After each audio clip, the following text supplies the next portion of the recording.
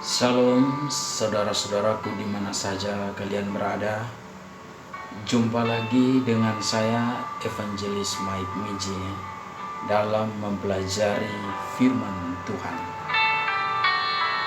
Pada kesempatan kali ini kita akan mempelajari tentang bagian kedua dari topik 3 pokok berita Injil. Pada bagian yang pertama kita sudah belajar tentang dosa dan sengsara manusia. Dan pada bagian kedua ini kita akan mempelajari tentang kelepasan manusia dari hukuman dosa. Saudaraku yang terkasih, ada beberapa hal yang kita bahas terkait dengan kelepasan manusia dari hukuman dosa. Hal pertama yang kita bahas adalah siapa yang melepaskan manusia dari hukuman dosa. Untuk mengetahui siapa yang melepaskan manusia dari hukuman dosa, mari kita lihat Roma pasal 7 ayat 24 dan 25. Aku manusia jelaka, siapakah yang akan melepaskan aku dari tubuh maut ini? Syukur kepada Allah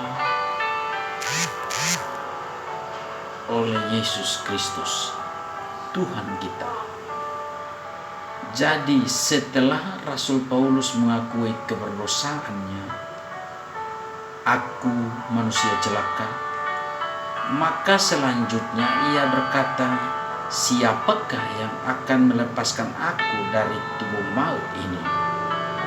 Perkataan ini menunjukkan bahwa Paulus sadar bahwa ia berada dalam bahaya besar, yakni hukuman atas dosa, yaitu maut. Tetapi siapakah yang bisa melepaskan dia dari hukuman itu? Apakah dirinya bisa sanggup? Apakah Paulus bisa sanggup melepaskan diri sendiri dari hukuman itu? Tidak, saudaraku. Atau ada orang lain di antara sesama manusia yang bisa melepaskan Paulus? Tidak juga. Tetapi yang sanggup melepaskan Paulus hanyalah Kristus Yesus. Karena itu dia berkata, syukur kepada Allah oleh Kristus. Paulus sadar benar bahwa yang bisa melepaskan dia dari hukuman dosa adalah Yesus Kristus. Dengan demikian, maka Yesus Kristus yang melepaskan manusia dari hukuman dosa. Hal yang kedua adalah bagaimana manusia dilepaskan oleh Kristus. Mari kita perhatikan Roma 8 ayat 2 dan 3. Roh yang memberi hidup telah memerdekakan kamu dalam Kristus dari hukum dosa dan hukum maut. Sebab apa yang tidak mungkin dilakukan hukum Taurat karena tak berdaya oleh daging, telah dilakukan oleh Allah dengan jalan mengutus anaknya sendiri dalam daging yang serupa dengan daging yang dikuasai dosa. Karena dosa, ia telah menjatuhkan hukuman atas dosa di dalam daging. Jadi karena Kristus mau melepaskan manusia dari hukuman maut, maka Kristus harus mengalami hukuman maut itu. Sebab hukuman bagi pendosa adalah maut. Roma pasal 6 ayat 23. Sebab upah dosa ialah maut. Allah yang maha adil, dia tidak bisa melepaskan manusia yang berdosa tanpa menghukumnya. Matius 5 ayat 26. Aku berkata kepadamu, sesungguhnya engkau tidak akan keluar dari sana sebelum engkau membayar hutangmu sampai lunas.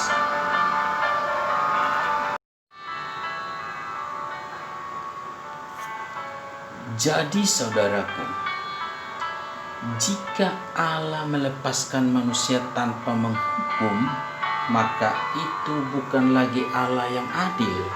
Karena itu, jika Kristus mau melepaskan manusia, maka Kristus harus membayar hutang dosa, yaitu dengan menanggung hukuman maut menggantikan manusia, supaya tuntutan hukum Allah atas dosa terpenuhi dan keadilan Allah terlaksana.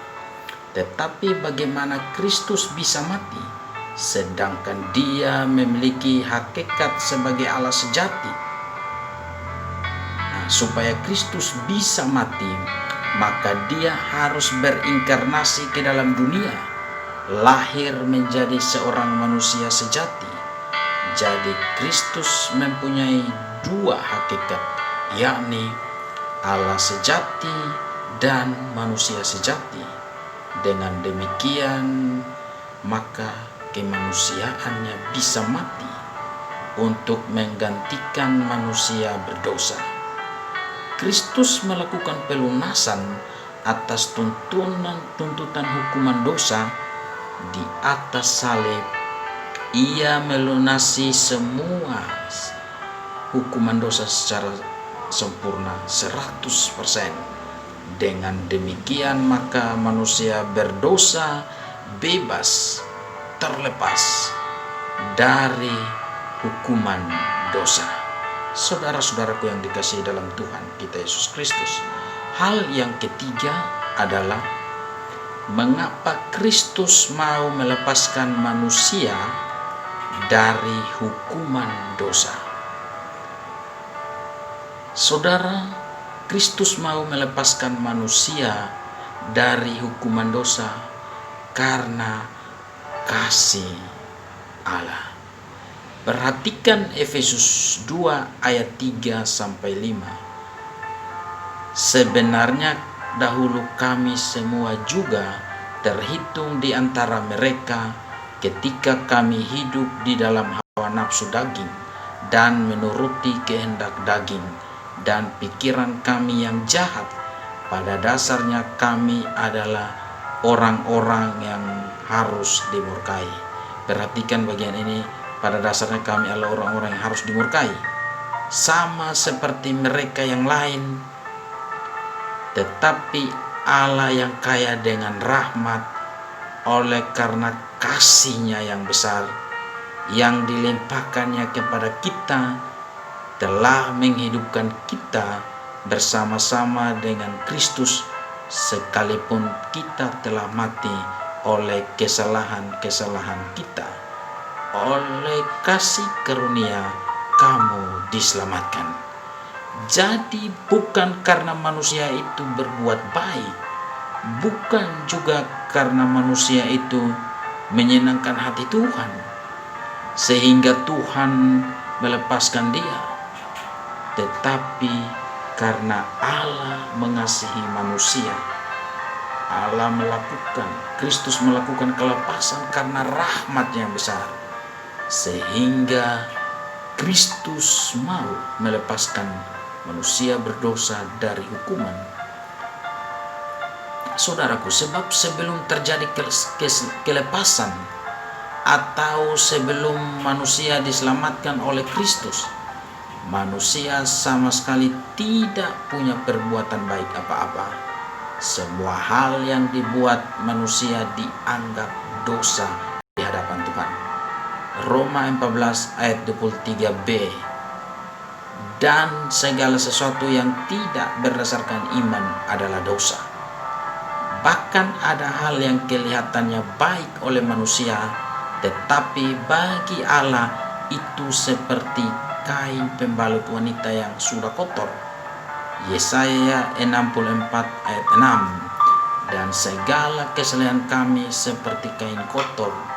Jadi Kristus mau melepaskan manusia itu bukan karena manusia itu baik, tetapi itu karena kasih Allah, semata-mata karena kasih dan rahmat Allah, secara cuma-cuma atau gratis kepada manusia yang berdosa.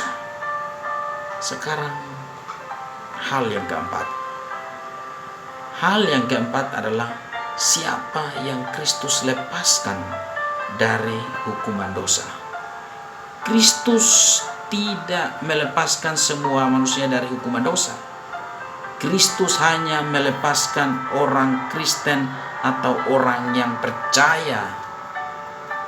Roma 8 ayat 1. Demikianlah sekarang tidak ada penghukuman bagi mereka yang berada di dalam Kristus Yesus. Perhatikan, bagi mereka yang berada dalam Kristus Yesus.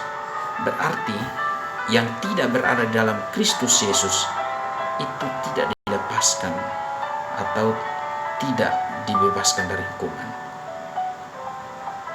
Saudaraku, tetapi orang-orang tertentu yang menolak pemberitaan Injil dan tidak mau percaya Yesus Kristus sebagai Tuhan dan Juru Selamat, mereka tidak dilepaskan oleh Kristus. Perhatikan Roma 10 ayat 16. Tetapi tidak semua orang telah menerima kabar baik itu. Yesaya sendiri berkata, Tuhan, siapakah yang percaya kepada pemberitaan kami? Karena itu, saudara yang belum percaya kepada Tuhan Yesus Kristus, segeralah percaya supaya kamu diselamatkan atau dilepaskan dari hukuman dosa. Dan saudara yang sudah percaya kepada Yesus Kristus, tetaplah percaya meskipun di tengah penderitaan, di tengah kesusahan, sakit, penyakit, karena saudara sudah diselamatkan dari hukuman dosa. Amin. Saudaraku, teruslah ikuti channel Mike Miji pada khotbah atau renungan atau pelajaran yang berikut dengan topik pembahasan yang berbeda. Sekian, terima kasih. Tuhan berkati.